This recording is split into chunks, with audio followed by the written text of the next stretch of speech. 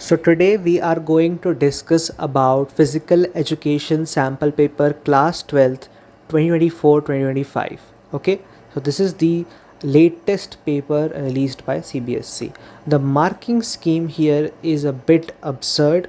I think the maker of this marking scheme was drunk, or maybe he played a brilliant move for the students, and we'll discuss why. Okay, so let us start with the MCQ section. These MCQs are very easy. You just need to know some important terms. Okay, so इसमें कह रहा है how many total matches will be played in a knockout fixture of 19 teams. तो 19 teams में actually 18 होगा answer. क्यों? Total matches का formula होता है n-1. इसको हमेशा याद रखना, ये फेवरेट क्वेश्चन होता है CBSC का कि नॉकआउट फिक्चर में इतने टीम्स है तो टोटल मैच कितने होंगे, तो n-1 फॉर्मूला होता है, याद रखना. ठीक है. फिर असर्शन रीजन पूछ रहा है. असर्शन रीजन में लिखा है नॉकआउट टूर्नामेंट एलिमिनेशन टूर्नामेंट होता है. हाँ, बात सही है. नॉकआउट टूर्नामेंट में विनर टूर्नामेंट में आगे बढ़ते रहता है और लूज़र एलिमिनेट हो जाता है, ये भी सही है. तो इसका ऑप्शन ए होगा करेक्ट आंसर. ठीक है. अब मैच द फॉलोइंग भी बहुत इजी दिया गया है. देखिए, लॉर्डोसिस जो होता है वो इसमें इन्वर्ट कर्वेचर ऑफ स्पाइन होता है. स्पाइन के नीचे वाला हिस्सा इनवर्डली कर्व हो जाता है, उसको लॉर्डोसिस बोलते हैं. काइफोसिस होता है actually increase exaggeration of backward curve. Back वाला जो होता है एरिया वो कर्व हो जाता है सामने की तरफ. ठीक है. फिर बाउ लेग्स होता है wide gap between the knees, और नॉक नीज होता है knees touch each other in the normal standing position. तो इसका आप मैचिंग कर लेंगे. अब बोल रहा है कि मसल्स को डेवलप करने के लिए क्या न्यूट्रिएंट्स चाहिए, तो इसका आंसर सीधा सा प्रोटीन होता है, सबको मालूम है. ये जो आसन होता है इसको हम लोग बोलते हैं हल आसन. क्या बोलते हैं? हल आसन, क्योंकि ये हल की तरह दिखता है, प्लाव की तरह एक दिखता है. देखिए, अगर आप देखिए, आप लेट जाइए, पूरा ऐसे लेट जाइए और फिर पैर को 180 डिग्री ऐसे घुमाइए तो हल आसन हो जाता है. अगर पैर को पूरा 180 डिग्री के अगर तुम नहीं घुमाओगे, सीधा सिर्फ सीधा रखोगे, 90 डिग्री में खड़ा रखोगे, तो उसको हम लोग अर्ध हलासन भी कहते हैं. लेकिन ये फुल हलासन है ना. ठीक है. अब एक बोल रहा है कि विच आसन इज पोज लाइक कोबरा. तो ये नाम से पता चल रहा है कि भुजंग आसन इसका आंसर है. ठीक है. तो ये तो आप गेस वर्क भी कर सकते हैं. ठीक. The athletics games was first organized in the year. ठीक है.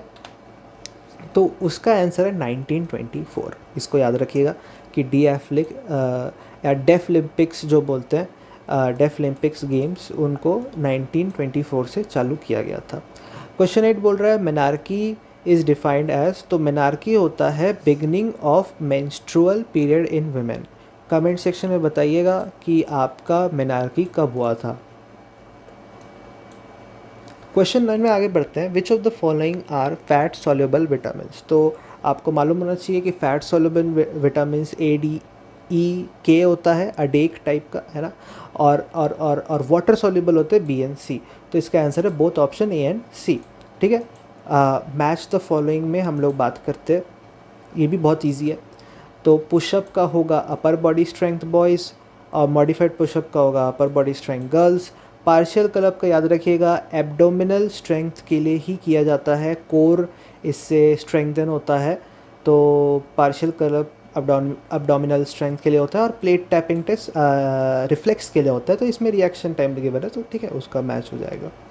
अब बोल रहे हैं कि ऐसा कौन सा फिजियोलॉजिकल फैक्टर है जो कि फ्लेक्सिबिलिटी को डिटरमाइन करता है. तो एक्चुअली इसका आंसर है जॉइंट स्ट्रक्चर. ठीक है. ये सब भी करते हैं, बोन डेंसिटी भी करता है, लेकिन मेनली जॉइंट स्ट्रक्चर इसका मेन फैक्टर होता है. अब क्वेश्चन 12 में बात करते हैं ability to tolerate higher concentration of dash. ठीक है.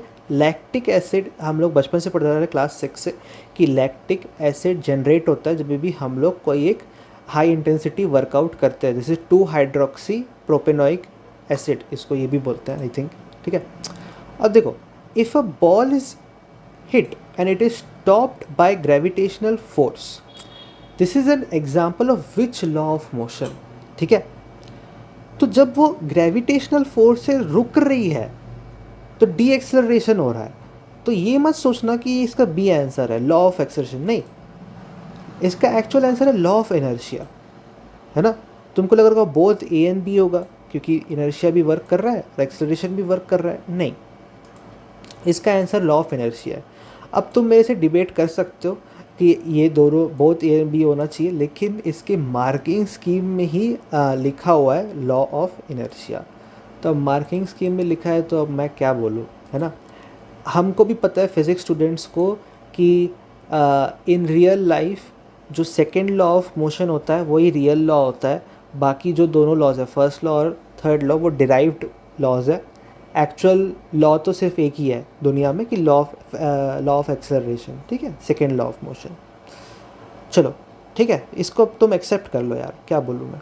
इन which of the following sport friction plays least important role, तो इसका आंसर होगा ice skating, because car race में ड्रिफ्टिंग तो लगता ही है, फुटबॉल में भी लगता है, हॉकी में भी फ्रिक्शन लगता है। Instrumental aggression is related to, instrumental aggression ना पॉजिटिव टाइप ऑफ एग्रेशन होता है, उससे तुम अपने गोल को अचीव करते हो, एक एग्रेसिव मोटिवेशन रहता है। तो इसका आंसर है अचीविंग गोल। अब फिर से हम लोग असर्शन रीजन में आ जा रहे हैं। असर्शन रीजन में बोल रहा है कि aggression is a part of human behaviour and it is necessary for an individual to live and struggle for higher achievement. फिर हाँ, और वो लिख रहा है कि एग्रेशन इनएविटेबल और इनसेपरेबल होता है स्पोर्ट्स एक्टिविटी से। तो आपको मालूम है कि आपके पी टीचर्स भी बहुत एग्रेसिव होते हैं, है ना। तो ये आप तो जानती है कि एग्रेशन इनएविटेबल और इनसेपरेबल भी होते हैं। हमारे भी पी टीचर हैं, वो भी बहुत ज़्यादा गुस्सा करते हैं, लेकिन हम समझते हैं कि हाँ ठीक है, स्पोर्ट्स में थोड़ा गुस्सा करना ही पड़ता है। तो इसका आंसर ए है, ठीक है। Which of this is the type of endurance, ठीक है, which of this is a type of endurance, तो इसका आंसर है स्पेसिफिक, ठीक है, स्पेसिफिक एंड्योरेंस इसका आंसर होता है, ठीक। Which type of coordinative ability is required in game like judo and wrestling, तो इसका आंसर है अडेप्टेशन एबिलिटी। आपको अपने आप को अडेप्ट करना पड़ेगा अपोनेंट के हिसाब से, है ना, कि कैसे हम उसके अटैक्स को टैकल करें, कैसे डिफेंस करें, कहाँ उसका वीक पॉइंट्स है। तो adaptation ability is the most important coordinative ability in games like judo and wrestling, ठीक है। अब 18th मतलब MCQ तक के तो चलो ठीक है, ओके, कहीं कहीं आपको डाउट्स भी आएंगे कि इसका आंसर यही क्यों है, मुझे भी आए थे। सेक्शन बी में से मतलब डाउनफॉल जो है इस SQP का चालू होता है। 19th क्वेश्चन आप पढ़िए कि इसमें लिखा है कि 2 एक्सरसाइज गाइडलाइंस बताइए जो WHO ने डिफरेंट एज ग्रुप्स के लिए एस्टेब्लिश की है, और ये सिलेबस में है भी, और ये बहुत ही अप्रोप्रिएट क्वेश्चन है, पूछ सकता है। मार्किंग स्कीम देखिए आप मेरे भाई लोग, ठीक है। Enlist different types of posterior deformities, क्या, ये देखो ना, क्वेश्चन ही अलग अलग दे दिया है, ठीक है। तो इसका मैं आंसर लेके आया हूँ, ठीक है। तो देखिए इन्फेंटहुड में होता है, हम लोग को इन्फेंटहुड में कौन से गाइडलाइंस फॉलो करने चाहिए, देखिए। तो हमें ऐसे एक्सरसाइजेस करवाने चाहिए जिससे कि ग्रॉस मोटर स्किल्स बढ़ सके, जैसे कि हेड का कंट्रोल, बैठना, क्रॉल करना, रेंगना, है ना, ठीक है। तो उनको बेसिकली ज़्यादा से ज़्यादा वॉकिंग, उनको जैसे ये movement of arms and legs, rolling, crawling, grasping things, standing, walking, hand eye coordination, है ना। हैंड आई कोऑर्डिनेशन बहुत इंपॉर्टेंट होता है इन्फेंटहुड में, ये वाला पॉइंट लिखना बहुत इंपॉर्टेंट है, हैंड आई कोऑर्डिनेशन। ये नहीं लिखोगे तो मार्क्स कट जाएंगे। Ball handling, balancing etcetera. Balancing and hand eye coordination is the most important thing, ठीक। फिर अर्ली चाइल्डहुड आता है 3 to 7 ईयर्स, इसमें रैपिड मोटर डेवलपमेंट होता है इस स्टेज में, और उनको काफ़ी ज़्यादा फिज़िकल एक्टिविटीज़ कराने के लिए एनकरेज करना चाहिए, उन लोगों को खिलाना चाहिए, मतलब जाओ खेलो बेटा ऐसे करके।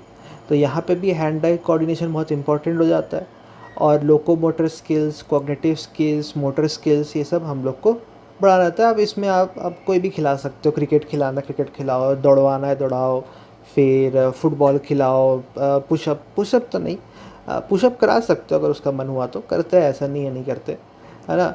Hopping, jumping, throwing, catching, skipping, kicking the ball, ये सब छोटे मोटे जो एक्सरसाइज करवाए जा सकते हैं जिससे आदमी फिट रहे, ठीक है। तो ये हम लोग का ये क्वेश्चन हो गया। अब बोल रहा है enlist different types of postural deformities. अब मेरे को ऐसा लगता है, ऐसा ये कई बार हुआ है, कई बार क्वेश्चंस मैं आपको दिखाऊंगा कि क्वेश्चन पेपर में अलग क्वेश्चन है और मार्किंग स्कीम में अलग क्वेश्चन है। मुझे ऐसा लग रहा है कि या तो जो बनाया है मार्किंग स्कीम आदमी वो बहुत ही नींद में बनाया, नींद में था और कुछ भी कुछ लिख दिया, या तो उसकी चाल है, वो बोल रहा है बेटा यही क्वेश्चन आने वाला है बोर्ड में, हम लोग ने तुमको क्लू दे दिया है ताकि कोई फेल ना हो इसको रट लो तुम कोई ना कोई एक चाल है सीबीएसई का, देखते हैं क्या है। सो बोल रहा है different types of postural deformities और या इसमें है kyphosis, lordosis, scoliosis, knock knee, flat foot, bow legs. इसमें से आप किसी चार को भी लिख देंगे तो आपको मार्क्स मिल जाएंगे, ठीक है। अब बोल रहा है कि हाउ कैन वी से, इसमें ये सही है मेरे को मालूम है, हाउ कैन वी से protein is an essential component of diet. ये तो आपको बहुत ही ज़्यादा पढ़े हैं आप बचपन से कि ये बिल्डिंग ब्लॉक होता है, मसल्स को रिपेयर करता है, मसल्स को ग्रो करने में हेल्प करता है।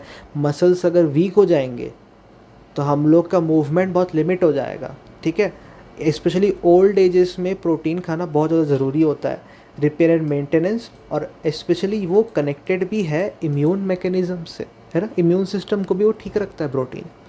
चलिए अब बोल रहा है कि mention the test performed on 9 to 18 years of age group in SAI Khelo India fitness test, और किसी एक को एक्सप्लेन करना है। तो देखिए इसमें एक्सप्लेनेशन तो दिया नहीं है, सिर्फ लिस्ट दे दिया है, तो इसको याद करने का मैं बता देता हूँ। देखो दो तरीके के होते हैं, एक तो होता है तुम्हारा 3 to 8 ईयर्स वाला, कुछ एक होता है, मतलब दो होता है, एक 9 to 18 और एक 1 to 8 ईयर्स, ऐसा कुछ होता है। दोनों में BMI आता ही है, ठीक है, दोनों में BMI आता है, तो BMI तो तुम याद रखो, ठीक है। फिर होते हैं दो तरीके के पुशअप, है ना, एक मॉडिफाइड और एक पुशअप फॉर बॉयज़, ठीक। तो तीन उधर हो गए। फिर होते हैं दौड़ भागना, तो एक 6 मीटर वाला होता है, सॉरी 6 मीटर नहीं, 600 मीटर होता है, और एक 50 मीटर होता है, ठीक है। तो 5 हो गए। अब बचता है सिट एंड रीच टेस्ट और पार्शियल कर्ल अप टेस्ट, ये तुमको याद रखने पड़ेंगे। और इधर लिखा भी है कि कौन सा टेस्ट किसके लिए इंपॉर्टेंट है, जैसे partial curl up test abdominal के लिए, या कोर स्ट्रेंथ के लिए, या मस्कुलर एंडोरेंस या मस्कुलर स्ट्रेंथ के लिए पुशअप है। और सिट एंड रीच टेस्ट तुम्हारे फ्लेक्सिबिलिटी को देखता है। 600 मीटर रन तुम्हारे उसको देखता है, किसको, कार्डियोवैस्कुलर एंडोरेंस को देखता है। और 50 मीटर डैश तुम्हारे एक्सप्लोजिव स्पीड को या नॉर्मल स्पीड को भी तुम्हारे चेक हो कर देता है, ठीक है। अब बोल रहा है list down the types of bone injuries. अच्छा, इसमें एक ये भी था कि एक्सप्लेन एनी वन, तो जब भी ऐसा क्वेश्चन आएगा एक्सप्लेन एनी वन, तो सबसे ईजी होता है एक्सप्लेन करने के लिए BMI को एक्सप्लेन कर देना, उसका फॉर्मूला बता देना, तुम रेंज बता देना कि 18.5 से 24.9 में नॉर्मल रहता है, 18.5 से कम होगा तो अंडरवेट, 24.9 से बड़ा होगा तो ओवरवेट, और फिर एक और भी क्लासेस होते हैं, ओबीस क्लास 1, क्लास 2, क्लास 3, ठीक है। फिर लिस्ट डाउन द टाइप्स, एक मिनट,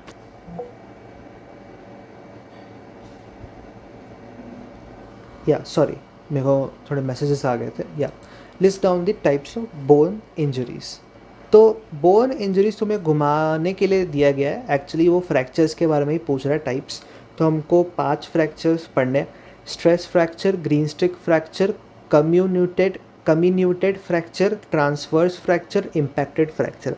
अब इसका ना मैं तुमको डेफिनेशन या फिर तुम्हारा थोड़ा सा नॉलेज दे देता हूँ, क्योंकि हो सकता है कि तुमको डेफिनेशन पूछ ले या डायग्राम बनाने को बोल दे, तो मैं सारे के एक बार तुमको बता देता हूँ मतलब क्या होते हैं।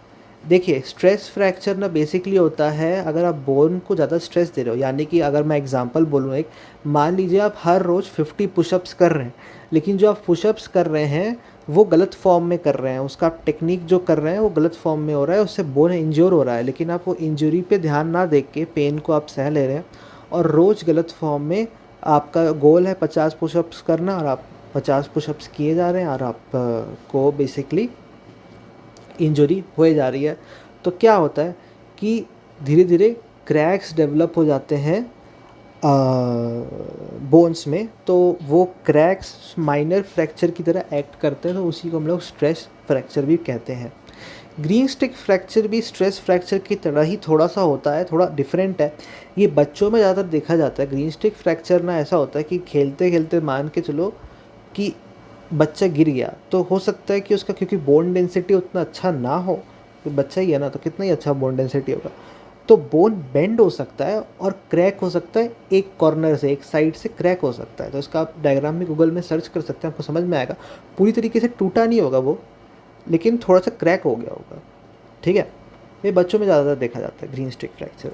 कम्युनिटेड फ्रैक्चर बहुत खतरनाक फ्रैक्चर होता है। उसमें आप मान लीजिए कि आपके हड्डी में बहुत हैवी ऑब्जेक्ट गिर गया, तो आपका हड्डी चूर चूर हो सकता है, बहुत ज़्यादा शैटर हो जाता है डिफरेंट पीसेस में, छोटे छोटे पीसेस में, तब उसको कम्युनिटेड फ्रैक्चर बोलते हैं। एक हैवी सर्जरी लगता है उसमें। अगर सर्जरी नहीं करोगे तो बोन का जो फॉर्मेशन, जो रिकवरी होगा, वो हो सकता है गलत शेप में हो जाए, बहुत प्रॉब्लम हो सकता है। ट्रांसवर्स फ्रैक्चर होता है ऐसा फ्रैक्चर जो कि, मतलब इसका तो मेरे को डायग्राम ही बताना पड़ेगा, ऐसे मैं बोल के तो नहीं बता सकता। जैसे इसको मैं दिखाई देता हूँ आपको, ठीक है। तो जब हड्डी एकदम सीधी टूटती है, सीधी टूटती है मतलब कि जैसे मैं आपको इमेज दिखाता हूँ, एकदम परपेंडिकुलर टूटती है। ये देखो, इधर टाइप्स ऑफ बोन फ्रैक्चर भी लिखा है, खुल जा, रुको, इसको मैं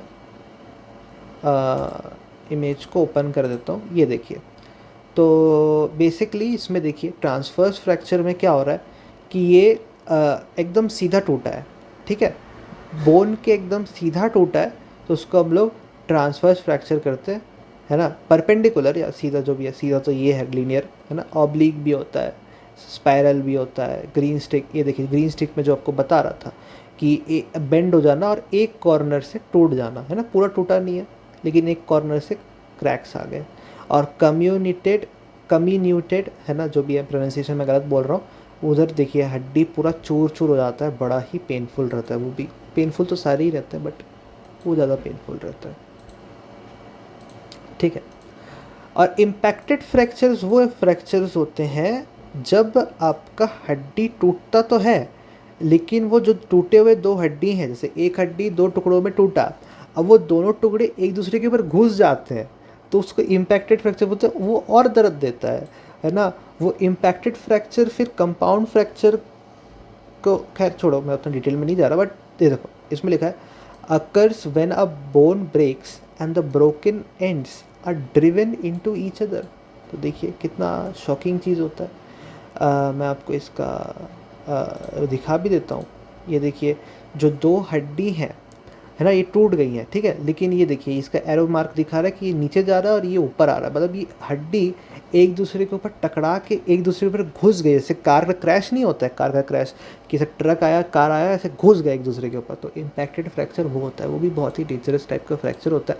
तो ये जो stress fracture, green stick fracture है, थोड़े माइनर फ्रैक्चर्स रहते हैं, जल्दी हील हो जाते हैं, लेकिन ये जो तीन फ्रैक्चर है लास्ट के, ये थोड़े से दिक्कत देते हैं, ठीक है। थोड़ा सा नहीं, बहुत ही दिक्कत देता है ना। चलो ठीक है।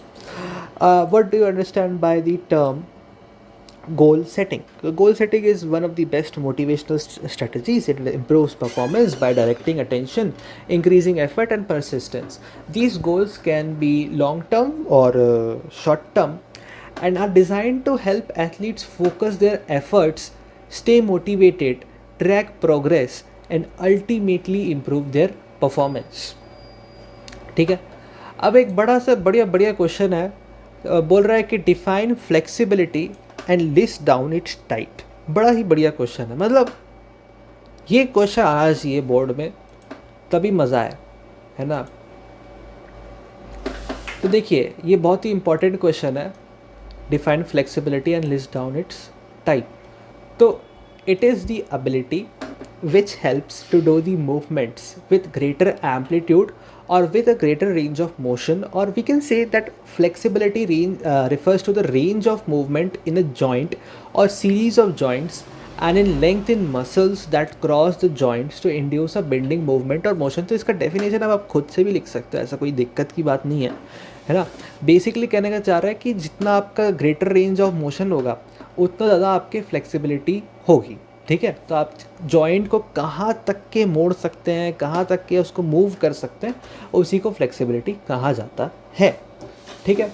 अब बोल रहे टाइप्स ऑफ फ्लेक्सिबिलिटी, तो देखिए दो ही टाइप के होते हैं फ्लेक्सिबिलिटी। एक होता है एक्टिव फ्लेक्सिबिलिटी, ठीक है, एक होता है एक्टिव फ्लेक्सिबिलिटी। एक्टिव फ्लेक्सिबिलिटी के अंदर भी दो आते हैं, एक होता है डायनेमिक फ्लेक्सिबिलिटी और एक होता है स्टैटिक फ्लेक्सिबिलिटी, है ना।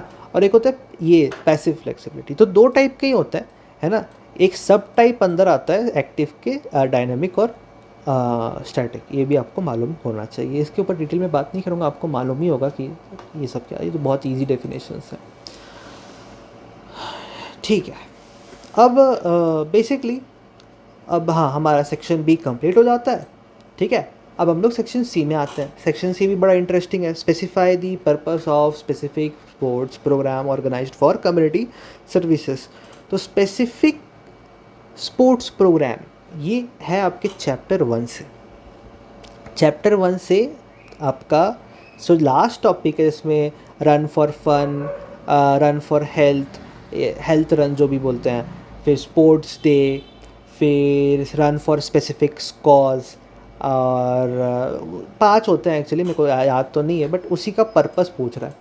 तो यहाँ पे दिया है आंसर कि it is very common that specific sports program are organized to make people aware regarding particular cause और पर्टिकुलर इशू।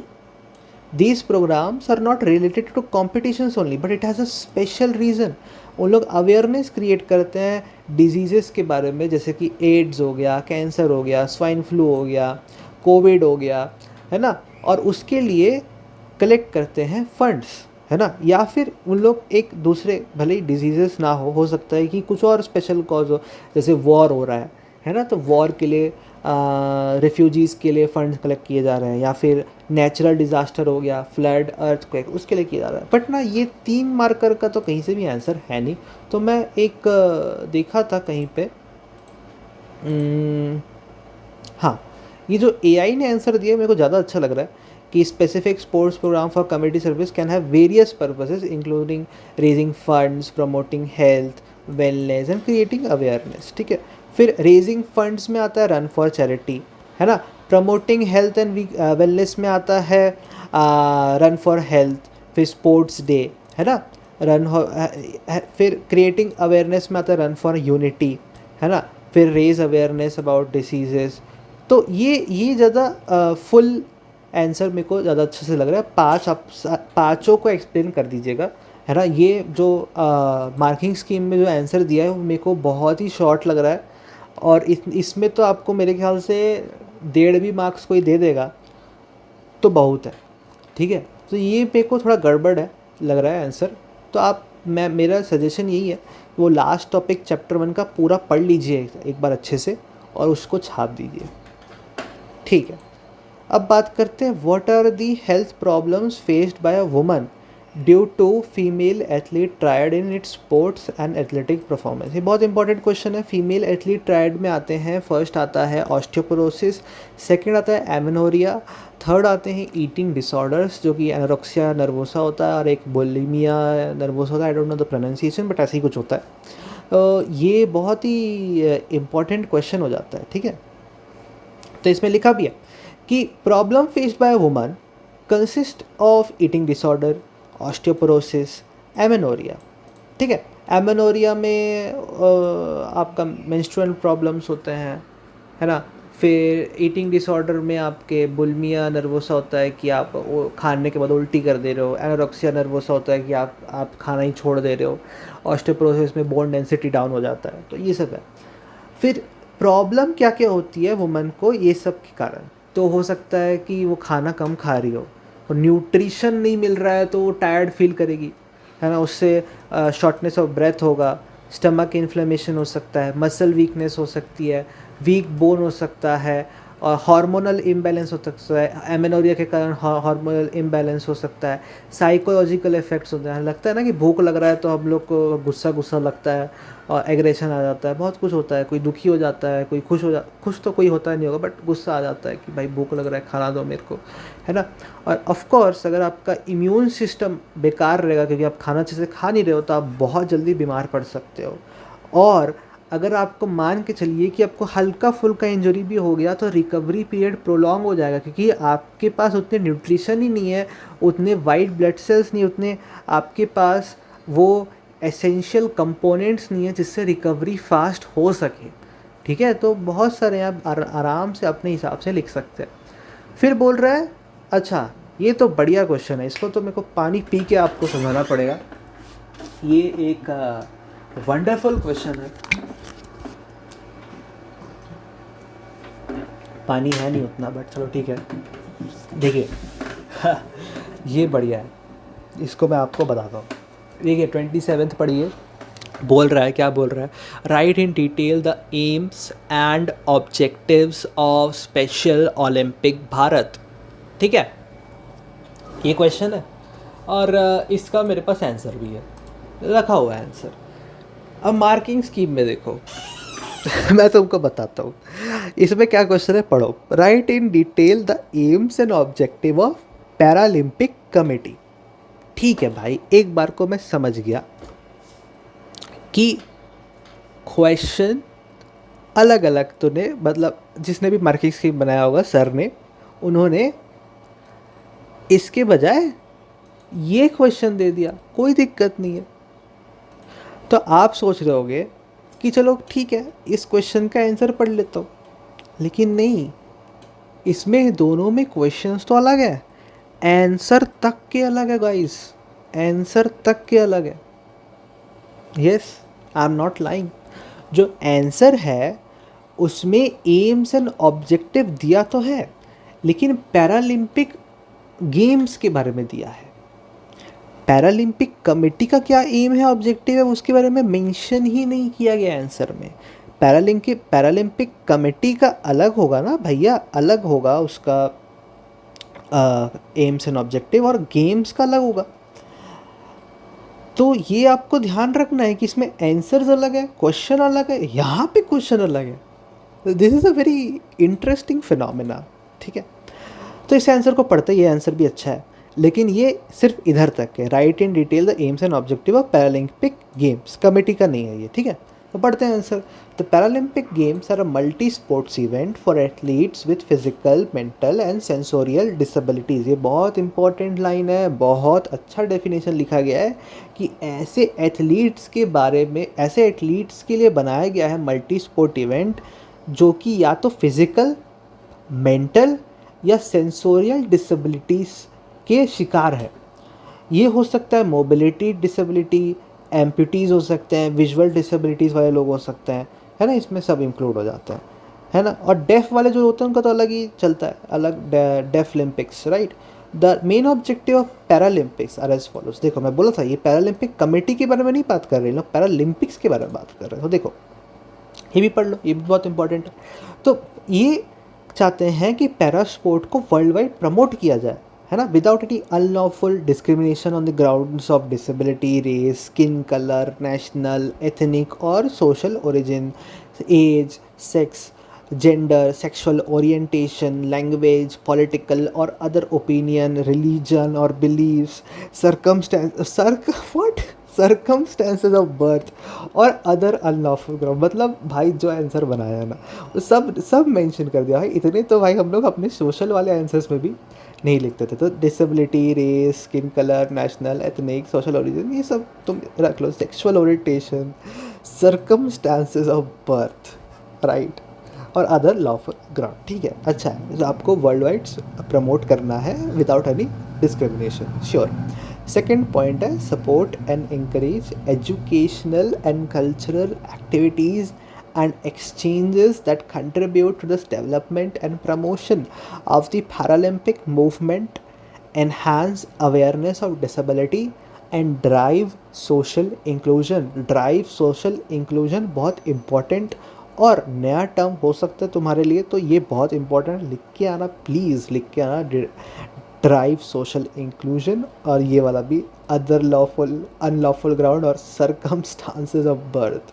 ठीक है, बात आती है कि right in detail the aims and objective of Paralympic committee. उसका क्या आंसर होगा? उसका आंसर यहाँ है ना भाई, यहाँ मैं लेके आया हूँ तुम्हारे लिए, ये जो विकिपीडिया है यही वही है, पैरालंपिक कमेटी ऑफ इंडिया। ठीक है, वो कुछ फ़र्क नहीं पड़ता कि इंडिया का हो या इंटरनेशनल हो, सबके एम्स एंड ऑब्जेक्टिव तो सेम ही रहते हैं। ठीक है, तो एम्स एंड ऑब्जेक्टिव क्या है? एम्स एंड ऑब्जेक्टिव ये है कि वो प्रमोट करे और कंट्रीब्यूट करे development of sports opportunities and competitors from start to elite level. मतलब उन लोग का काम है कि चाहे स्टार्टिंग लेवल वाले हो, बिगनर्स हो, या फिर एडवांस प्लेयर्स हो, उनसे लेकर उधर सारे रेंज को कवर करे। ठीक है, डेवलप करे, उन लोग के लिए एक अपॉर्चुनिटी डेवलप करे, कॉम्पिटिशन्स डेवलप हो, ताकि सभी लोग पार्टिसिपेट कर सके। To develop opportunities for athletes with a severe disability in sport at all levels and in all structure, इसी को घुमा फिरा के बोल दिया। To promote the self governments of each Paralympic sport federation as an integral part of national sport movement whilst at all times safeguarding and preserving its own identity. To ensure the spirits of fair play prevails, the health risk of the athletes is managed and fundamental ethical principles are upheld. ठीक है, अब बात करते हैं right in details the aims and objective of special Olympic Bharat. इसका भी answer लेके आया हूँ, यहाँ पे है, ये देखो, स्पेशल ओलंपिक भारत, एकदम विकिपीडिया से ही लेके आए हैं, विकिपीडिया से नहीं, आई थिंक मेरे पास यहाँ पे है।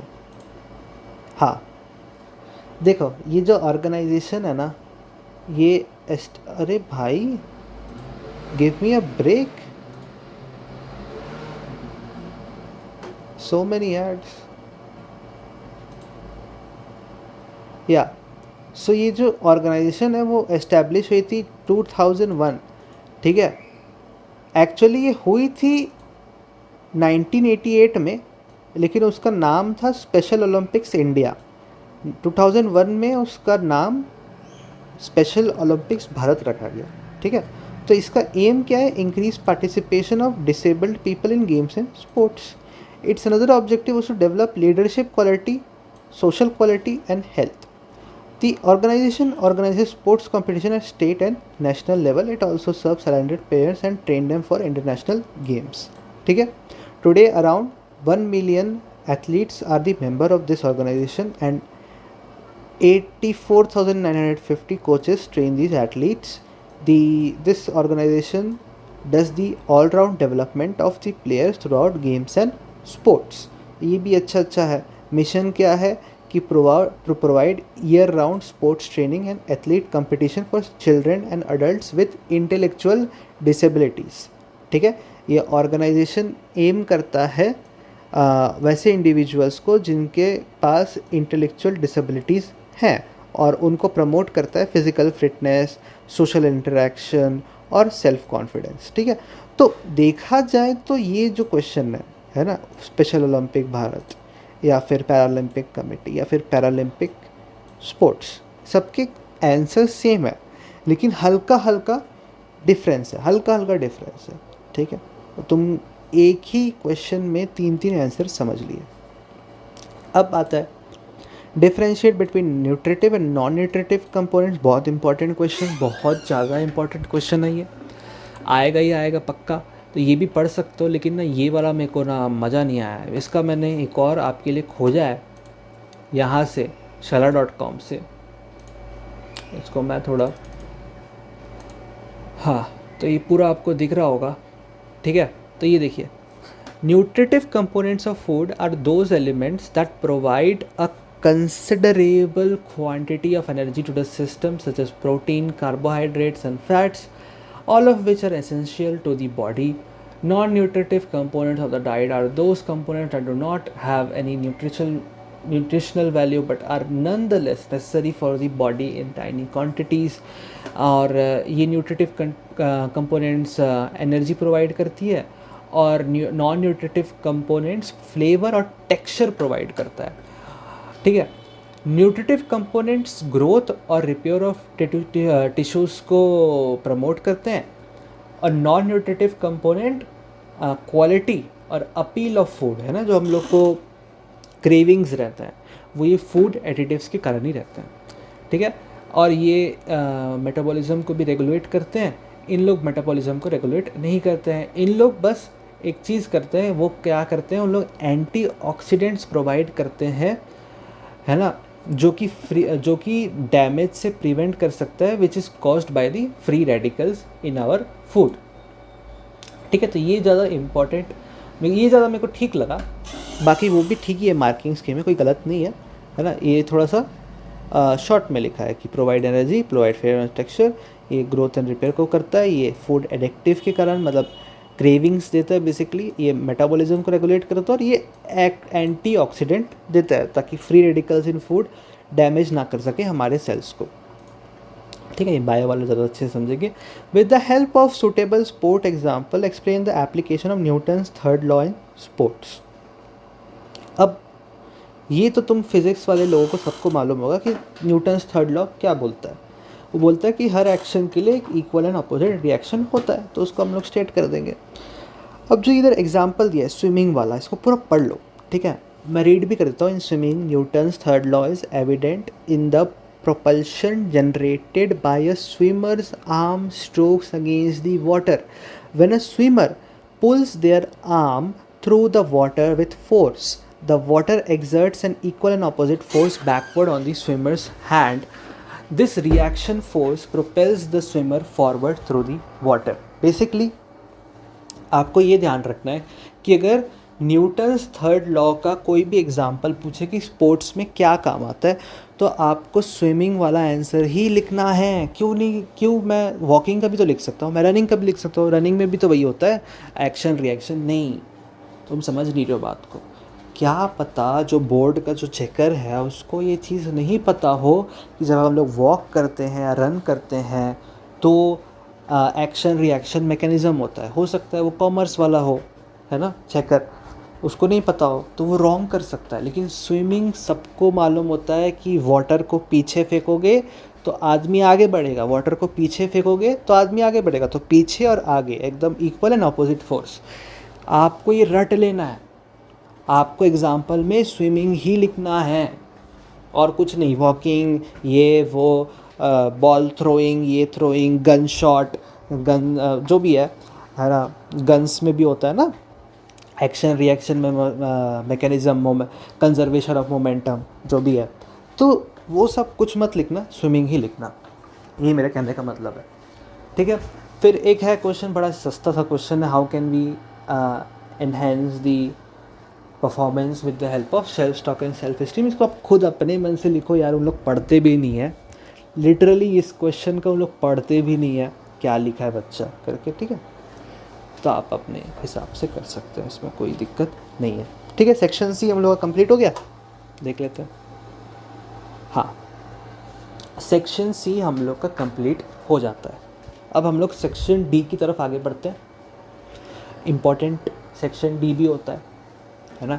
सेक्शन डी, सेक्शन ए सबसे ज़्यादा इम्पॉर्टेंट होता है। क्यों? क्योंकि बेसिकली इसमें अगर आप कुछ भी गलत किए तो आपके मार्क्स सीधा कटेंगे, इसमें आपको कोई रियायत नहीं मिलेगी। Section B, section C, section E में आप थोड़ा लंबा चौड़ा अपने हिसाब से कुछ भी लिख सकते हैं, तो हो सकता है आपको फुल मार्क्स उस सेक्शंस में मिल जाए। सेक्शन डी और सेक्शन ए में थोड़ा ध्यान रखना पड़ता है। ठीक है, तो बोल रहा है कि choose the function of boarding committee, तो इसका होता है to take care of their stay. What is the work of the ceremony committee, तो टू अरेंज ओपनिंग सेरेमनी, तो बहुत ईजी है। Ground and equipment committee should not perform, तो उनको क्या परफॉर्म नहीं करना चाहिए। जब भी ये शुड नॉट होना तो आप क्वेश्चन पेपर में अंडरलाइन कर लेना। ठीक है, और उस पर लिखा आंसर है to provide the meals. Meals का ना एक अलग से होता है ना, कमेटी, तो उन लोगों का काम नहीं रहता। उन लोगों का काम रहता है टीम्स और मैच के वेन्यूज़ डिसाइड करना, प्रॉपर ऑफिशिएटिंग, इक्विपमेंट देखना, ग्राउंड देखना कि सब चेयर्स वेयर्स ठीक से लगे कि नहीं, ग्राउंड ठीक है कि नहीं, और पूरा प्लानिंग करना उसके बारे में। ठीक है, वाई आर कमिटीज रिक्वायर्ड, तो ऑल ऑफ द अबव की बेस्ट मतलब यूसेज ऑफ रिसोर्सेज बेस्ट तरीके से हो, हम लोग काम को डिस्ट्रीब्यूट कर पाए और एकदम परफेक्ट मैनर में इवेंट को हम लोग ऑर्गेनाइज कर पाए।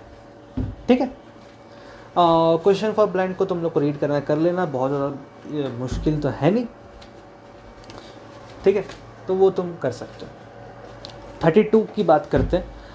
The first Paralympics was organized in, तो वो है 1960। तो हम लोग ने पहले क्या पढ़ा था, डेफलिम्पिक्स कब हुआ था ऑर्गेनाइज, 1924 में। पैरालंपिक्स कब ऑर्गेनाइज हुआ था गाइस, 1960 में। और कहाँ पे हुआ था, ये भी बहुत बार पूछा गया है बहुत सैम्पल पेपर्स में। उसका आंसर है रोम, इटली। ठीक है, इधर भी इस क्वेश्चन पेपर में भी है ब्लाइंड वाले क्वेश्चन में, वो मैं दिखाऊंगा आपको। फिर इधर लिखा है special education is a branch of education that deals with education children in special schools, instruction designing for students with special needs. तो बी है आंसर इसका, है ना, बी आंसर है। फिर लिखा है कि why is it called the Paralympics. बहुत बहुत बढ़िया क्वेश्चन। देखो, पैरालंपिक्स इसको क्यों बोला जाता है, क्योंकि ये जो ओलंपिक्स होता है, जो नॉर्मल हम लोग ओलंपिक्स की बात करते हैं, उसकी पैरेलली ये चलता है। ठीक है, साथ ही साथ जैसे ओलंपिक्स चल रहा है वैसे ही पैरालंपिक्स भी चलता है। तो इसका आंसर है C, the event runs parallel with the Olympics. इसी पैरेलल वर्ड से पैरालंपिक्स का डेरिवेशन किया गया है। ठीक है, उधर से डिराइव हुआ। ठीक, ये मत लिख के आ जाना इट्स एन इवेंट फॉर पैराप्लेजिक्स। ये मेरा, जब मैं पहली बार इसको कर रहा था सॉल्व, तो मेरे को लगा कि इसका आंसर डी है, डी नहीं है, सी है। ठीक है, आई हैव चेक्ड इट। फिर लिखा है what is the motto of the Paralympic games, तो इसका आंसर है ए, स्पिरिट इन मोशन। ठीक, अब क्वेश्चन फॉर विजुअली इम्पेयर्ड। ठीक है, ये भी थोड़ा पढ़ लेते हैं। पैरालंपिक गेम्स का प्राइमरी फोकस क्या होता है, to involve athletes with a range of physical disabilities in competitive sports to promote physical fitness among children। तो इसका बी आंसर मेरे ख्याल से, इसको चेक भी कर लेते हैं। एक्चुअली इसका आंसर दिया नहीं है बेसिकली,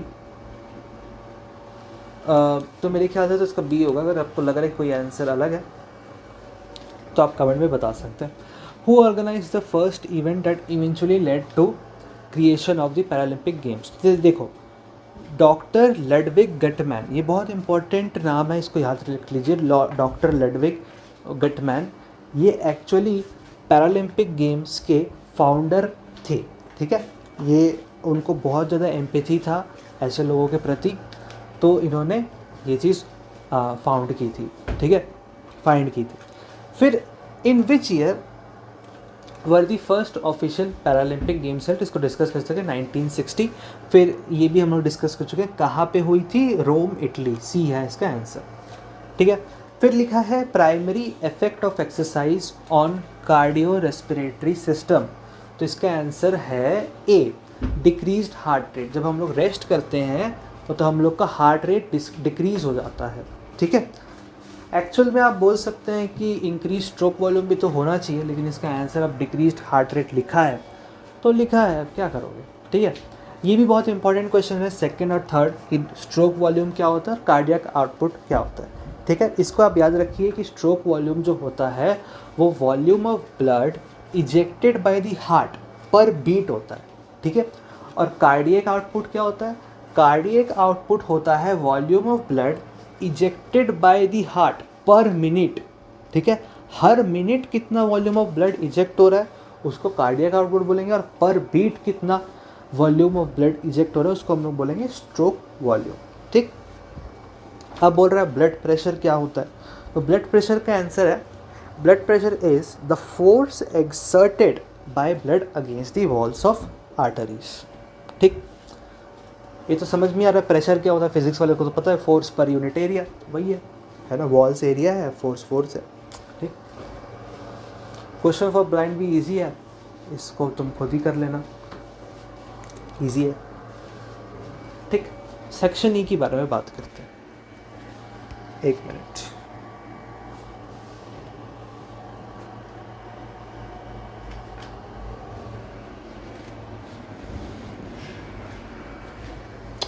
हाँ, तो इसमें कह रहा है कि list down any 4 asanas used for prevention of hypertension. Explain the procedure, benefits and contraindications of any one of them with the help of stick diagram. ठीक है, तो इसको बेसिकली हम लोग रीड करेंगे. वैसे तो ये बहुत ही ईजी है, ये आपके सिलेबस की. अगर आपको इसके बाद कुछ डिस्कस वैसे तो कुछ करने वाला है नहीं, तो इसको भी छोड़ ही देते हैं. ये आपके मेरे ख्याल से सारे ही लिखे हुए हैं, तो इसको आप आराम से बैठ के रीड कीजिए.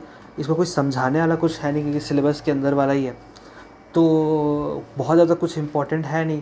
The various types of friction लिखा हुआ है, तो उसमें भी आप बेसिकली पढ़ सकते हैं. स्टैटिक फ्रिक्शन होता है, लिमिटिंग फ्रिक्शन होता है, काइनेटिक फ्रिक्शन होता है, ये सब बता सकते हैं. फ्रिक्शन कैसे हेल्प करता है तो वो भी है. चलो कर ही लेते हैं एक साथ, छोड़ो काहे फिर तुम बोलोगे सेक्शन ही नहीं किया, तो चलो इसको भी कर ही लेते हैं. वैसे तो ये डिटेल वाली चीज़ है, इसमें कोई प्रॉब्लम नहीं है. प्रॉब्लम्स थी सेक्शन सी में, जो मैं आपको बता दिया था कि एक क्वेश्चन में 3 आंसर्स थे, और सेक्शन बी में बड़ा अजीब चीज़ किया गया. और सेक्शन ई में भी एक छाप मेरे ख्याल से, उसको भी डिस्कस कर लेते हैं. ठीक है, सेक्शन ई का बात कर लेते हैं. सेक्शन ई में पहले तो बोल रहा है कि हाइपर टेंशन यानी बीपी का बोल रहा है. Procedure, benefits, contraindication, 4 asanas mention करने को बोल रहा है. तो पहले देखो क्या आंसर कैसे फॉर्म हो रहा है.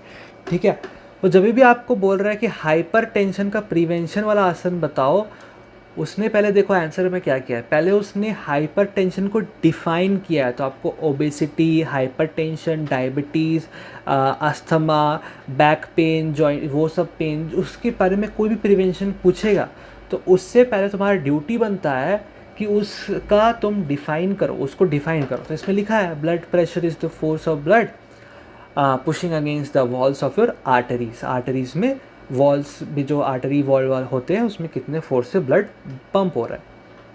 Each time your heart beats it pumps blood into the arteries. The 4 asana use for prevention are as follows. एक होता है टडासन. टडासन बहुत कॉमन है. अगर तुम्हारे उसमें टडासन है तो टडासन को एक्सप्लेन कर देना, जैसे कि इधर किया. टडासन सबसे ईजी होता है एक्सप्लेन करने के लिए. फिर कटी चक्रासन, फिर हो गया उत्तन पदासन, फिर होता है अर्ध हलासन. अर्ध हलासन भी बहुत ईजी होता है एक्सप्लेन करने को. तो अर्ध हलासन, टडासन, ये सब तुम एक्सप्लेन कर सकते हो. तो इसने टडासन को किया है. तो टड जो होता है वो पाम ट्री से डिराइव हुआ है. संस्कृत का वर्ड है टड, है ना. तद होता है कि टड होता है, मेरे को नहीं मालूम है, आप बता सकते हैं मुझे. तद होता है कि तदासन हो सकता है, कुछ भी हो सकता है. फिर मैं अभी टड आसन बोलता हूँ. ठीक है, पाम ट्री को बोलते हैं. और ये आसन से आपको क्या करना है, आपको एकदम खड़े करके ऐसे, आप तो देख ही होंगे कैसे होता है, मैं कैसे बताऊँ. ठीक है, so asana, the person stand straight like a एम tree. palm tree, actually aim tree नहीं, a palm tree, stretching his whole body upwards. Procedure में क्या लिखा है? To perform Tadasana, the following steps should be performed. Stand erect, feet together, hands by the sides of thighs, keep the back straight and look in front. First, stretch the arms upward, keep them straight and parallel to each other in vertical position with the arms facing each other. Slowly raise the heels as much as you can and stand on toes. Stretch body up and as much as possible. Maintain the position for 5 to 10 seconds comfortably. To cup back, bring the heels on the floor first. Slowly bring down the hands by the side of the thighs and relax. फिर benefits क्या क्या हैं? It gives stretch to whole body muscles, है ना, एकदम stretching हो जाती है. आपके थाइज़ और नीज़ और एंकल्स एकदम स्ट्रेटन हो जाते हैं. और अगर बचपन से ये आप चीज़ करा रहे हैं, बचपन में, है ना, या टीनेज लाइफ में अगर आप ये चीज़ करेंगे तो इससे हल्का फुल्का हाइट में इंक्रीज़ भी देखने को मिलता है. और इससे आपके लेज़ीनेस और लेथर्जी भी चले जाती है.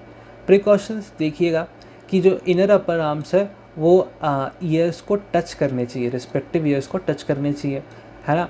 और हमें एकदम फुल कैपेसिटी, जहाँ तक हम लोग स्ट्रेच कर सकते हैं वहाँ तक अपने आर्म्स और फिंगर्स को स्ट्रेच करना है.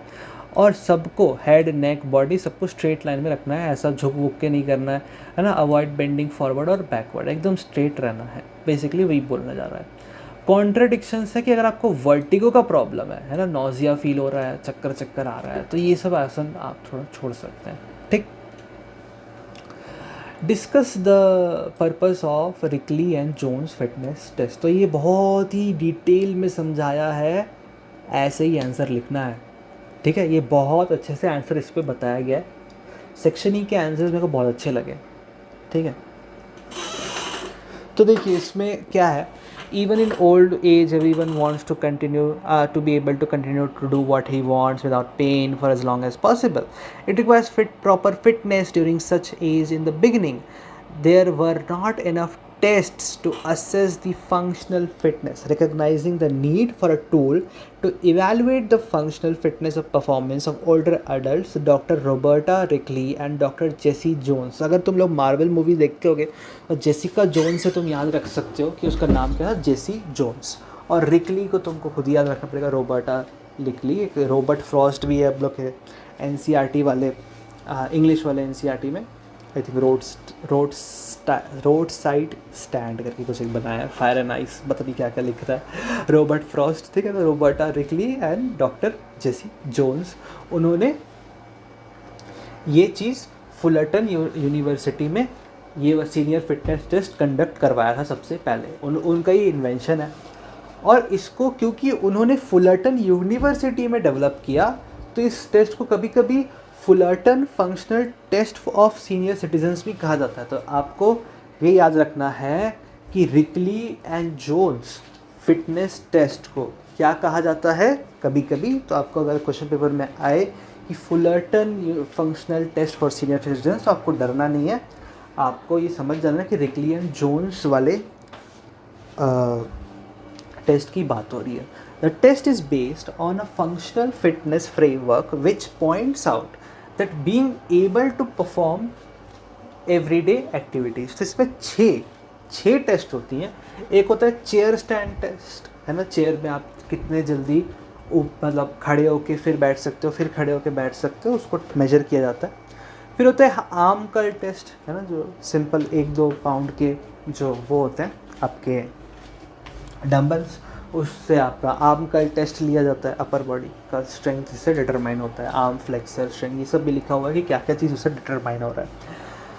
फिर लिखा है chair sit and reach test. तो हम लोग जो वहाँ पे पढ़े थे साई खेलो इंडिया में सिट एंड रीच टेस्ट, उसी का तुम ये मॉडिफाइड वर्जन समझो। जैसे मॉडिफाइड पुशअप्स था, तो जो सिट एंड रीच टेस्ट हम लोग ऐसे ज़मीन में बैठ के करते हैं, तो उन लोग ये जो सिट एंड रीच टेस्ट करते हैं उन लोग चेयर में बैठ के करते हैं। तो ये मॉडिफाइड वर्जन से भैया उनका तो देख के करना पड़ेगा ना, उनको एज हो गया, तो उनका लोअर बैक फ्लेक्सिबिलिटी इससे चेक होता है।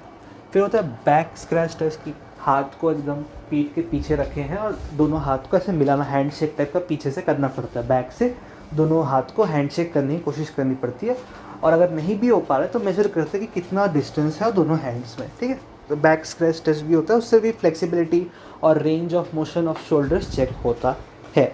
फिफ्थ आता है 8 foot up and go test for agility. इसमें क्या करते हैं, इसमें तुमको सीनियर सिटीजन को एक चेयर में बैठा देना है और 8 फुट, है ना, 8 फीट दूर में एक कोन रख देना है, और तुमको वो सीनियर सिटीज़न को इंस्ट्रक्ट करना है कि आप जितना जल्दी हो सके चेयर से उठ के 8 फीट जाइए दूर और वो कोन को पकड़ के वापस से ले आइए और फिर से चेयर पे बैठ जाइए। तो इसमें जितना भी टाइम लगेगा उसको हम लोग मेजर करेंगे, उस हिसाब से हम लोग टेस्ट को कंडक्ट करेंगे, उस हिसाब से हम लोग मेजर करेंगे कि कैसा उनका मूवमेंट का स्पीड है, ठीक है। इसको बहुत बार रिपीट कर सकते हैं just to get an average result, correct result हम लोग कर सकते हैं इससे, फाइन। फिर ये वही मोटर एजिलिटी, स्पीड, बैलेंस, वो सब चेक करते हैं, ठीक है। फिर 6th आता है 6 मिनट वॉक टेस्ट, कि आपको 6 मिनट के लिए वॉक कराया जाता है। बेसिकली आपका कार्डियोवैस्कुलर एंड्योरेंस चेक हो रहा है, इससे आपका एंड्योरेंस चेक हो रहा है, रिकवरी चेक हो रही है, बहुत चीज़ें चेक होती हैं इससे भी, ठीक है। तो अब इसमें बोला है कि Rikli and Jones fitness test को आप बताइए और एक्सप्लेन कीजिए 2 टेस्ट बैटरीज डिटेल में। तो इसमें क्या किया, चेयर स्टैंड टेस्ट, है ना। 6 टेस्ट बहुत ईजी है, आपको जो मन करे आप उसका एक्सप्लेन कर दीजिए, ठीक है। इसमें चेयर स्टैंड टेस्ट करवाया, क्या लिखा है, purpose. The purpose of the chair stand is to measure the strength of lower body of adults over 60 years of age. Lower body strength is important for activities such as getting out of a chair, on the bus, out of the car, and rising up from a kneeling position in the house of or garden. The strength of your lower body can directly affect the ease of which you perform. ये सब तो उल्टा सीधा आपको जो लिखना है लिख देगा. फिर equipment require में a straight back और folding chair without arm rest, है ना. तो सीट का जो हाइट है वो 44 सेंटीमीटर हाई होना चाहिए या फिर 17 इंचेस हाई होना चाहिए. मैं आपको इसका एक कहानी बताता हूँ. वो एक तो हम लोग का पी का प्रैक्टिकल हुआ था, तो हम लोग के लिए एक फीमेल मैम, मतलब फीमेल क्या मैम आई थी एज एन एक्सटर्नल, ठीक है. और वो जो एक्सटर्नल थी हम लोग की पी प्रैक्टिकल के लिए, वो ना बहुत डिफ़िकल्ट क्वेश्चन पूछ रही थी. तो ये क्वेश्चन एक पूछी थी कि अगर तुम सीनियर सिटीज़न का चेयर स्टैंड टेस्ट करा रहे हो तो चेयर का हाइट कितना होना चाहिए. अब कोई बच्चा ये नहीं सोचा था कि चेयर का हाइट भी पूछ लेंगे. पढ़े होंगे, रीड वीड किए होंगे, लेकिन किसी को याद थोड़ा रहता है. तो एक बच्चा बोल दिया 1 मीटर. 1 मीटर तो बहुत लोगों की हाइट रहती है. चेयर 1 मीटर कैसे हो जाता है. बहुत मज़ा आया था वो वाइवा में सुनने में. कोई मैम पूछी कि कितने देर के लिए टेस्ट होना चाहिए, है ना, चेयर स्टैंड टेस्ट या कुछ तो बोली थी, आर्म टेस्ट या कोई भी एक टेस्ट पूछी थी सीनियर सिटीज़न की. मेरे को याद नहीं कौन सा टेस्ट पूछी थी. वो पूछती कितने ड्यूरेशन के लिए करना चाहिए. तो एक बोल दिया कि आधा घंटा के लिए. तो मैम बोलती कि आधा घंटे के लिए तुम ऐसे अब सीनियर सिटीज़न को टेस्ट कराते रहोगे. तो नहीं मैम करके. तो बहुत फन सिनेरियो था वो भी, है ना. वाइवा बहुत लोग के तो देर तक लिए थे. हम मेरा तो वाइवा बहुत जल्दी हो गया था. लेट अस होप हमको फुल मिले. ठीक. तो चेयर बेसिकली हाइट कितना होना चाहिए, 44 सेंटीमीटर या 17 इंच. ये याद कर लो दोस्तों, क्या पता तुम्हारे काम आ जाए, क्या पता तुम ये याद कर लो, तुम्हारा आंसर स्टैंड आउट कर जाए. ऐसे याद करना ही रहता होगा. अगर हम लोग के एक्सटर्नल पूछी है तो याद करना ही रहता होगा, क्या पता. स्टॉप वॉच भी आपको चाहिए, एक चेयर चाहिए, बस और कुछ नहीं चाहिए. और वो 44 सेंटीमीटर हाई होना चाहिए. प्रोसीजर क्या बोल रहा है कि आप चेयर को वॉल के अगेंस्ट रखिए जहाँ पे वो स्टेबल रहेगा. फिर चेयर में बैठिए, एकदम फीट को एकदम फ्लैट रखिए फ्लोर में, shoulder width apart, back straight, cross your arms at the wrist and place them close to the chest.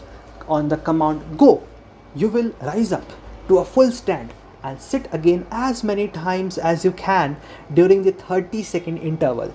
Count the total number of complete chair stand-ups. If the subject has completed a full stand from the sitting position when the time is elapsed, the final stand is counted in the total. फिर बोल रहा है scoring कैसे करेंगे कि the score is the number of completed chair stands in 30 seconds. Below is a table showing the recommended ranges for the test based on the age group. तो table तो नहीं दिया गया है, टेबल आपको बनाना भी नहीं है, चिंता मत करो यार. इतना सब लिख दोगे ना तो टेबल वेबल का छोड़ो, कोई दिक्कत नहीं. वो किसी ने वो जो बनाया है मार्किंग की, उसने बस कॉपी पेस्ट किया है, तो ये भी कॉपी पेस्ट हो गया होगा. ठीक है. Arm curl bicep test for upper body strength. Purpose: this test measures upper body strength and endurance. फिर equipment आपको क्या चाहिए रहेगा, 8 पाउंड वेट मेन के लिए, 5 पाउंड वेट वुमेन के लिए. ठीक है, ये भी आपको याद रखना है. ये मेरे को याद नहीं था, मैं तो 1-2 पाउंड सोच रहा था, लेकिन आपको ये याद रखना है. क्या याद रखना है, जैसे मैं बोला था कि चेयर स्टैंड टेस्ट में 44 सेंटीमीटर का चेयर होना चाहिए. और इधर भी ऐसे स्पेसिफाई कर दिया कि भैया वुमेन के लिए तुमको 5 पाउंड का वो रखना है डंबल, और 8 पाउंड का डंबल तुमको मेन के लिए रखना है. चेयर भी रखना है, स्टॉप वॉच भी रखना है. तो बेसिकली वही है यार. प्रोसीजर तो तुम समझ जाओगे क्या है क्या नहीं करना है. पढ़ लो ऐसे तुमको पढ़ना है तो, बट बहुत ज़्यादा अपने हिसाब से तो लिखोगे. तुम कौन सा रट के जाने वाले हो प्रोसीजर, है ना. फिर ये 5th पॉइंट पढ़ लेते हैं. If you have started raising the weight again and are over halfway when the time is called, you may count that curl. Scoring: The score is the total number of the controlled arm curls performed in 30 seconds. Below is a table, वो table को वो फिर से omit कर दिया है, ठीक है छोड़ो. अब बात करते हैं define strength and differentiate between isometric, isotonic and isokinetic exercises. देखो, strength is the ability of muscles to overcome the resistance. Strength is necessary for the performance of physical activities, whether it is a physical activity associated with daily living. Barrow and McGee have defined strength as the capacity of the whole body or any of its parts to exert force. ठीक है, उसी को हम लोग strength बोलते हैं. अब isometric exercises, isotonic exercises और आइसोकाइनेटिक एक्सरसाइजेज बहुत कंफ्यूजिंग वाले टर्म्स हैं. तो देखो, डेफिनेशन पहले पढ़ो. क्या लिखा है? Movements of exercising body parts और object are not visible to third person. कोई और पर्सन नहीं बोल पाएगा कि आप कुछ काम कर भी रहे हैं. जैसे मैं अगर दीवार को पुश कर रहा हूँ तो एक्चुअल में वर्क कुछ हो रहा है कि नहीं हो रहा, लेकिन मेरे मसल्स वर्क कर रहे हैं उसको पुश करने के लिए. ठीक है, तो उससे हालांकि बहुत ज़्यादा अच्छा डेवलपमेंट मेरे मसल्स का नहीं होगा, लेकिन कुछ तो मैं कर रहा हूँ ना. या फिर मैं एक रस्सी खींच रहा हूँ जो कि एक पोल से बंधा हुआ है, लेकिन रस्सी ना मूव हो रहा है, ना मैं मूव हो रहा हूँ, ना पोल मूव हो रहा है, लेकिन खींच तो रहा हूँ ना. मसल पुल तो हो रहे हैं ना मेरे, कॉन्ट्रैक्ट और एक्सपांड तो हो रहे हैं ना. तो उसको आइसोमेट्रिक एक्सरसाइजेस बोलते हैं. आइसोमेट्रिक से एक अच्छा क्वेश्चन भी था हम लोग के प्रिपरेटरी टेस्ट 2 में DPS दुर्ग के, वो भी मैं तुमको दूंगा. उसका भी हम लोग डिस्कशन करेंगे. वो जो PT2 पेपर था ना, वो बहुत अच्छा पेपर है, उसको डिस्कशन हम लोग अगर मन किया तो उसका भी बनाएंगे. फिर आइसोटोनिक डिजीजेस नहीं, आइसोटोनिक एक्सरसाइजेस. ठीक है, movements of exercising body parts are visible to third person. ठीक है, इसमें जैसे कि तुम लाइट वेट से तुम एक्सरसाइज कर रहे हो, थोड़ा डम्बल वम्बल यूज़ कर रहे हो, है ना, तो वो आइसोटोनिक एक्सरसाइजेस माने जाते हैं. और ये डिफरेंसेस तुमको लिखे ही हैं, तुम पढ़ सकते हो, मैं पूरा नहीं पढ़ूंगा. कुछ तो डिफरेंसेस बड़े अजीब से हैं. जैसे आइसोमेट्रिक एक्सरसाइजेस क्रिएट बोर्डम, है ना. और ये देखो, isotonic exercises are interesting because they are self testing. तो भाई ऐसा डिफरेंस भी लिखना रहता था, मुझे तो नहीं मालूम था. ये एक्चुअली किसी रेफरेंस बुक से उठाया गया, मैंने चेक किया था. ये NCERT का डेफिनेशन नहीं है. NCERT में ऐसे कोई टेबल गिवन ही नहीं है. तो या तो ये कोई गुप्ता करके कोई एक रेफरेंस बुक है, उधर से लिया गया. VK शर्मा में तो नहीं है ऐसा कोई डिफरेंस. ये किसी और रेफरेंस बुक से उठाया गया, उसी का मतलब इवन उन्होंने स्कैन भी नहीं किया, सीधा फ़ोटो पेस्ट कर दिया. ठीक है, आइसोकाइनेटिक एक्सरसाइजेस में आपका कांस्टेंट स्पीड रहता है ना, कांस्टेंट मूवमेंट रहता है. ठीक है, तो इसमें एग्जांपल है रनिंग ऑन अ ट्रेडमिल, है ना, with prefixed speed of steps, with bicycling, है ना. फिर isokinetic generally involves muscle contraction against an electronic resistance and is specific to a particular sport. ठीक है, इसमें एक्सीलेंट डेवलपमेंट ऑफ पावर होता है, better development of speed as compare to isotonic. तो isotonic सबसे बेस्ट होता है, आइसोकाइनेटिक सबसे बेस्ट होता है, फिर आइसोटोनिक आता है, फिर आइसोमेट्रिक आता है. अब हम लोग का लास्ट क्वेश्चन, फ्रिक्शन क्या होता है. जैसे कि फ्रिक्शन एक फोर्स होता है जो कि अपोज करता है. मैं ये डेफिनेशन पढ़ते पढ़ते एक्चुअल डेफिनेशन भूल गया. मैं भूल गया, मेरे को रिवाइज करना पड़ेगा. पर चलो इस डेफिनेशन को भी पढ़ लेते हैं. Friction is this force which oppose efforts to slide और roll one body over another. Without friction, it would be impossible to walk or run, but on the other hand, it increases the difficulty of moving. ठीक है, the amount of friction between one surface and another depends upon the nature of the surface and forces pressing them together. Generally speaking, smooth surface have less friction than rough. ये थोड़ा physics में गलत हो जाता है ये sentence, पर चलो तुम पी में कुछ भी लिख सकते हो. फिर बोल रहा है स्टैटिक फ्रिक्शन होता है, डायनामिक फ्रिक्शन होता है. अरे एक जगह मैं पढ़ा था कि स्टैटिक फ्रिक्शन, लिमिटिंग फ्रिक्शन और काइनेटिक फ्रिक्शन भी बोलते हैं. तो आप दोनों में से कुछ भी लिख सकते हो. फिर ये सब पढ़ लो कि static friction is the opposing force which acts between two surface in which one tends to move over the other. नहीं, ये गलत है यार, गलत डेफिनेशन है ना, ये गलत है. टाइप्स ऑफ फ्रिक्शन का ना ऐसा नहीं है भाई, इन लोग ना गलत दिए।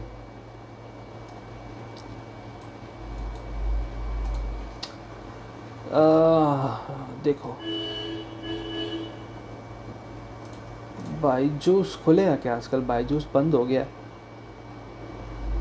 ये देखो इधर लिखा है static friction is defined as the frictional force that acts between the surfaces when they are at rest with respect to each other. ये होता है एक्चुअल डेफिनेशन, ठीक है।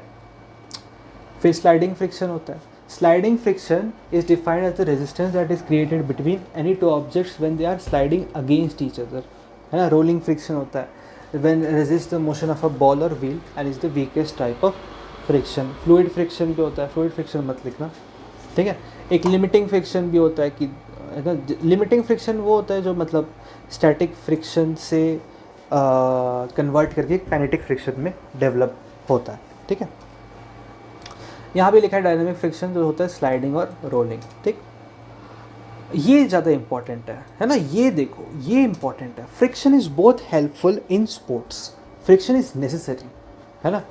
हाँ, अच्छा ये कहीं से कॉपी किया है, ये कहीं से कॉपी किया, क्योंकि ऐसे तो आंसर नहीं लिखते यार। Friction is both helpful in sport. अरे भाई कितना कॉपी पेस्ट करोगे सर, थोड़ा लिख भी दो अच्छे से आंसर, ठीक है। Nothing would be able to move without friction. Friction is just is how things accelerate. Without friction, we would not be able to walk, we would just be slipping. Without friction, we cannot give better performance in sports. Examples: athletes use spikes and footballers use studs to have appropriate friction while they run fast. A gymnast uses lime powder on his or her palms to perform many activities like horizontal bar, uneven bar, or Roman rings. In badminton players what क्या वो कैब है भाई? Badminton players are usually seen to rub their sole of shoes with lime before going to the wooden court. हाँ, wooden court में थोड़ा slip होता है इसलिए उन्होंने लाइम लगाते हैं। It is done to provide better grip on the floor so that one can move safely. और इसके बाद आपका सैम्पल पेपर ख़त्म होता है। एक मैं आपको इम्पॉर्टेंट चीज़ बता देता हूँ, मेरे पास ना सेट ऑफ 15 सैम्पल पेपर हैं जो कि गारंटीड है कि इसमें से ही पेपर बनेगा। ये जो 15 सैम्पल पेपर है ना, इसमें से ही पेपर बनेगा। आपको अगर लिंक चाहिए होगा मैं आपको दे दूँगा। मेरे पास फिज़िकल एजुकेशन के डिटेल्ड में नोट्स है ना। जैसे ये देखो, ये एक्चुअली उठाया गया है बेसिकली अरिहंत वाले बुक से, है। थोड़ा सा क्वालिटी लो है बट तुम पढ़ पाओगे ऐसा नहीं है। मेरे पास सारे नोट्स रखे हुए हैं, ठीक है। और अभी एग्ज़ाम का समय है तो तुम थोड़ी ना पूरा नोट्स पढ़ते रहोगे। तो मेरे पास एक और जुगाड़ भी है, लास्ट मिनट नोट्स। मेरे पास लास्ट मिनट नोट्स भी अवेलेबल है। कहाँ तो देखा था मैं, हाँ ये है, ये देखो, इसको मैं तुमको दिखाता हूँ। 1 day revision notes, these are very important notes. अगर आपको ये चाहिए नोट्स, इसी से पेपर बनेगा भाई, है ना। और ये कोटा वाले टीचर्स ने डेवलप किया ये नोट्स, और उनके नोट्स कभी फेल नहीं होते हैं। सो आई होप आपको ये चाहिए हो तो मैं आपको ये पहुंचा सकता हूँ, ये भी नोट्स, ठीक है। चलिए ठीक है, मैं फिर रखता हूँ और हम लोग फिर दूसरे वीडियो में मिलते हैं। चलो ठीक है, bye bye bye bye. So today we are going to discuss about physical education sample paper class 12th 2024-2025. Okay, so this is the latest paper released by CBSE. The marking scheme here is a bit absurd.